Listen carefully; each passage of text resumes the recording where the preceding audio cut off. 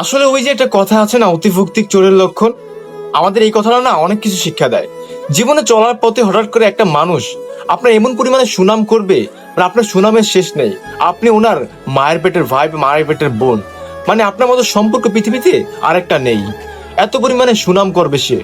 কিন্তু আপনার যেই মানুষগুলো সত্যিকারে ভালোবাসবে, সেই মানুষগুলো কি শুধু শুধু এত পরিমাণে এত কিছু করবে? শুধু শুধু এত কিছু করতে যাবে না। সেই মানুষগুলো শুধু চুপচাপ আপনার পাশে সারা জীবন থেকে যাবে।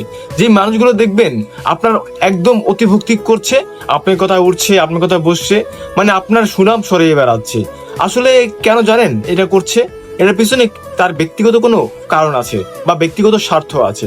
স্বার্থের জন্য তারা আপনার নামে সুনাম করে বেড়াচ্ছে। সত্যিকারে আপনার যেই মানুষগুলো ভালোবাসবে, সেই মানুষগুলো আপনাকে বুঝবে, আপনাকে চাইবে। এই মানুষগুলো সত্যিটাকেও এত সুন্দর করে অভিনয় করে না, যেটা ওই মানুষগুলো মিথ্যাটাকে বলে। আপনার কাছের মানুষ বা আপনার আপন মানুষগুলো অতিভক্তি করতে যাবে না। তারা শুধু চুপচাপ খারাপ সময় পাশে থাকবে সারা জীবন। ওই যে বললাম না, অতিভক্তি চোরের লক্ষণ।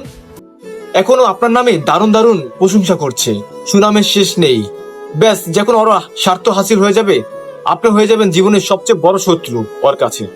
আপনাকে দিয়ে তার উপকার হবে, শেষমেশ আপনার নামে সে বদনাম করেই ছাড়বে। অতিভক্তি চোরের লক্ষণ, এই কথাটা আমাদের অনেক কিছু শিক্ষা দেয়।